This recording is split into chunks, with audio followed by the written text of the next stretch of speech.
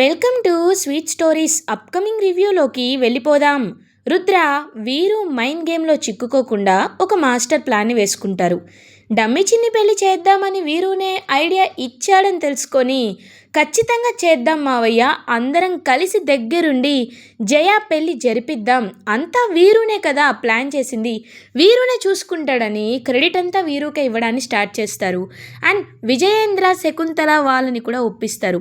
శకుంతల కూడా ఈగోయిస్టిక్ కాబట్టి తన చెయ్యే పైన ఉంటుంది అని తెలుసుకొని ఎంగేజ్మెంట్ని జరిపించడానికి గట్టిగా ఫిక్స్ అవుతుంది.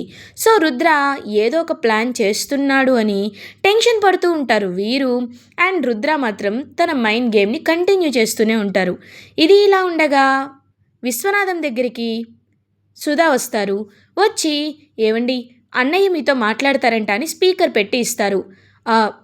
సుధా, నువ్వు విశ్వానేం కంగారు పడద్దని చెప్పమ్మా. ఇక్కడే అంగరంగ వైభవంగా జయ ఎంగేజ్మెంట్ చేసే బాధ్యత మాది. ఎంగేజ్మెంట్ కాదు, అప్పగింతల వరకు మేమే అంతా చూసుకుంటామని చెప్తే మనసులో కాస్త హ్యాపీగా ఫీల్ అవుతారు విశ్వనాథం. సో మార్నింగే ఎంగేజ్మెంట్ పెట్టుకోవాలి అని పెళ్ళిళ్ళ బ్రోకర్కి కాల్ చేసి చెప్పేస్తారు. ఇది ఇలా ఉండగా మార్నింగ్ అవుతుంది.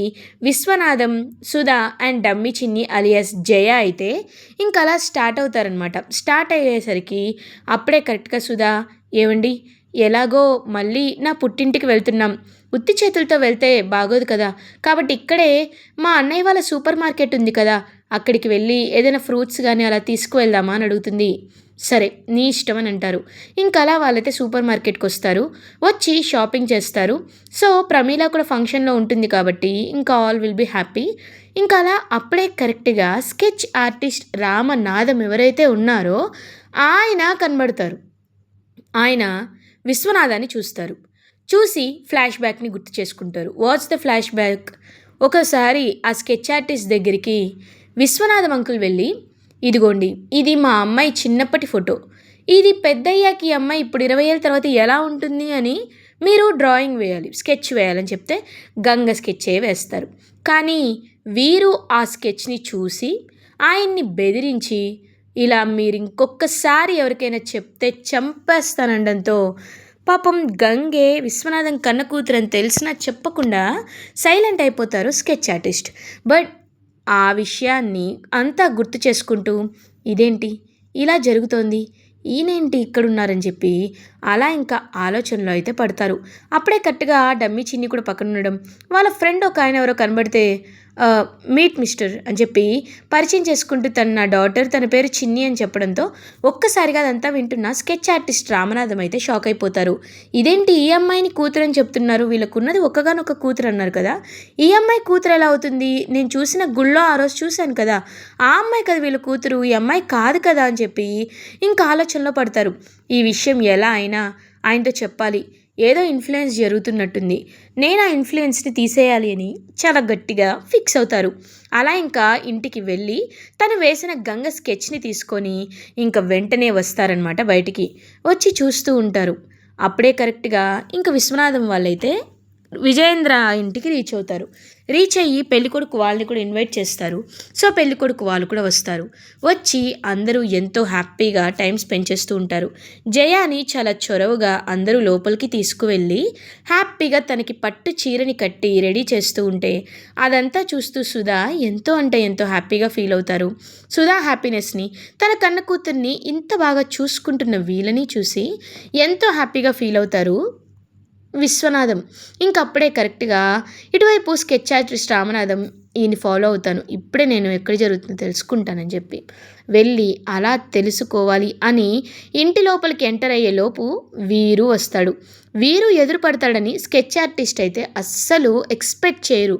అసలు వీరు ఎలా ఎదురుపడతాడు, ఇక్కడికి కూడా వచ్చాడా వీడని చెప్పి అనుకుంటారు. మిమ్మల్ని ఎక్కడో చూసినట్టుందే అని చేతిలో ఉన్న స్కెచ్ చూస్తాడు. ఓ, మీరా, ఎందుకు వచ్చారు ఇక్కడికి అని అడుగుతారు. ఏం లేదు బాబు, అంటే ఏదైనా అవసరం ఉంటుందేమోనని అని అంటారు. మీ అవసరం ఇక్కడెందుకు ఉంటుంది రామనాథం గారు, అయినా మీ చేతిలో ఉన్న డ్రాయింగ్ చూస్తుంటేనే మీరెందుకు వచ్చారో నాకు అర్థమైపోయింది. ఇంకా ఇంకా కవర్ చేసుకోవాలని ట్రై చేయకండి రేయ్ అని పిలుస్తాడు. కొంతమంది రౌడీలు వస్తారు. ఇంక వెంటనే ఆయన తలపై కొట్టి ఆయన స్పృహ కోల్పోయేలా చేస్తారు. అన్నా తీసుకెళ్ళిపోను. రేయ్ వద్దు, ఇక్కడ చుట్టూ సీసీ కెమెరాలు ఉన్నాయి. మళ్ళీ ఈ ముసలోడు ఎక్కడా అని అడిగితే వాళ్ళేదో ఒకటి లాగుతారు. ఇంటి లోపల వరకు వచ్చేసాడు, లేకపోతే తీసుకెళ్ళిపోమనేదాన్ని. ఇంటి దగ్గర ఒక స్టోర్ రూమ్ ఉంది బయట, అక్కడ వాడిని పెట్టండి. ఎంగేజ్మెంట్ అయిపోయిన తర్వాత రివీల్ చేసేయండి అని అంటాడు వీరు. అలాగే అన్నా అని చెప్పి ఇంకా అలా వెంటనే తీసుకువెళ్ళిపోతారు. వెళ్ళి అతన్ని బంధించి చేతులు కాళ్ళు కట్టేసి స్టోర్ రూమ్లో అయితే పెట్టేస్తారు. సో స్టోర్ రూమ్లో ఆయన స్పృహ కోల్పోయి ఉంటారు. ఇది ఇలా ఉండగా జయ ఎంగేజ్మెంట్ అయితే సక్సెస్ఫుల్గా కంప్లీట్ అవుతుంది. సో అలా పెళ్ళికొడుకు వాళ్ళ ఫ్యామిలీ కూడా వీళ్ళందరినీ చూసి ఎంతో హ్యాపీగా ఫీల్ అవుతారు. ఎస్, మాకు కావాల్సింది ఇదే, ఎంతైనా ఒక కుటుంబం అనేది తోడుగా ఉండాలి కదా అని చెప్పి ఎంతో హ్యాపీగా చెప్తుంటే అదంతా విని విశ్వనాథం కూడా సైలెంట్గా ఉంటారు. సో అందరూ ఎంతో హ్యాపీగా ఎంజాయ్ చేస్తూ ఉంటే వీరు ఏమో టెన్షన్ పడుతూ ఉంటాడు. ఏంటి వీరు, ఏం టెన్షన్ పడుతున్నావు అని అడుగుతారు రుద్ర. అబ్బే ఏం లేదు బావా, ఎంతైనా నా చేతుల మీద జరుగుతుంది కదా, అందుకే కాస్త టెన్షన్గా ఉన్నాను అని అంటారు. ఓ అవునా, టెన్షన్ పడద్దులే, ఎప్పుడు బయటపడాలని ఉంటే అప్పుడే బయటపడుతుంది. ఈ విషయంలో నువ్వేమీ కంగారు పడద్దు అని అంటారు. ఏమంటున్నావు బావా అని అంటారు. నేనేమంటున్నానో నీకు తెలుసు, నువ్వేమనుకుంటున్నావో నాకు తెలుసు, మళ్ళీ ఎక్స్ప్లెనేషన్ అవసరమా వీరు? వెళ్ళు అని ఇంకా అలా రుద్ర చెప్పేసరికి మొత్తం తెలిసిపోయిందా, లేకపోతే తెలుసుకోవాలనుకుంటున్నాడా అని ఆలోచనలో పడతాడు వీరు. కరెక్ట్గా ఇంక ఎంగేజ్మెంట్ అంతా అయిపోతుంది. All will be get send off and వాళ్ళకి సెండ్ ఆఫ్ ఇచ్చేయాలని చెప్పి అందరూ హ్యాపీగా రెడీ అవుతూ ఉంటే అప్పుడే కరెక్ట్గా రుద్రకి వాళ్ళ అమ్మా నాన్నపై అయితే డౌట్ వస్తుంది. ఏంటి వీళ్ళు చూడ్డానికి కాస్త ఆర్టిఫిషియల్గా ఉన్నారని చెప్పి మనసులో అనుకుంటాడనమాట. అలా రుద్ర ఇంకా కరెక్ట్గా అప్పుడే అలా అందరూ మాట్లాడుకుంటూ ఉంటే ఫోన్ కాల్ వస్తుంది రుద్రకి. సో రుద్ర అయితే బయటకు వస్తారు. బయటకు వచ్చి అలా చూసేసరికి ఆ స్కెచ్ ఆర్టిస్ట్ రామనాథం ఎవరైతే ఉన్నారో ఆయన చెప్పు అక్కడొకటి పడిపోయి ఉంటుంది. ఇదేంటి, ఎవరి చెప్పులు ఇవి ఇక్కడున్నాయేంటి అని చెప్పి అలా చూస్తారు. చూసేసరికి వెంటనే స్టోర్ రూమ్ లాక్ అయితే డోర్ అయితే వేసేసి ఉంటుంది. ఎప్పుడు ఈ స్టోర్ రూమ్ ఓపెన్ చేసి ఉంటుంది కదా, ఇప్పుడేంటి వేసేసింది అంటే ఏదో జరుగుతుంది అని డోర్ ఓపెన్ చేయాలని చూస్తారు. బట్ ఎంతకీ ఓపెన్ అవ్వదు. ఏయ్ ఎవరు నువ్వు అని అంటారు. ఎవరా, ఏం మాట్లాడుతున్నారు, ఇది మా ఇల్లు అని అంటారు. మీ ఇల్లా, ఎవరు నువ్వు అనేసరికి ఇంకా రౌడీలందరినీ ఫుల్గా కొడతాడు. కొట్టేసిన తర్వాత డోర్ వెళ్ళి ఓపెన్ చేసి చూడగానే ఒక్కసారిగా అలా ఇంకా స్కెచ్ ఆర్టిస్ట్ రామనాథన్ని చూస్తారు. సార్ సార్ లేవండి సార్, లేవండి అని చెప్పి ఇంకా అలా స్కెచ్ ఆర్టిస్ట్ని అయితే పైకి స్పృహలోకి తీసుకొస్తారు. సార్ ఏమైంది సార్ అని అడుగుతారు. బాబు బాబు నేను ఒక నిజం చెప్పాలి బాబు, నేను ఒక నిజం చెప్పాలి. ఎవరి గురించి సార్, మీరు ఏం మాట్లాడుతున్నారు, నాకేం అర్థం కావట్లేదంటే, బాబు అక్కడ లోపల ఉన్న అమ్మాయి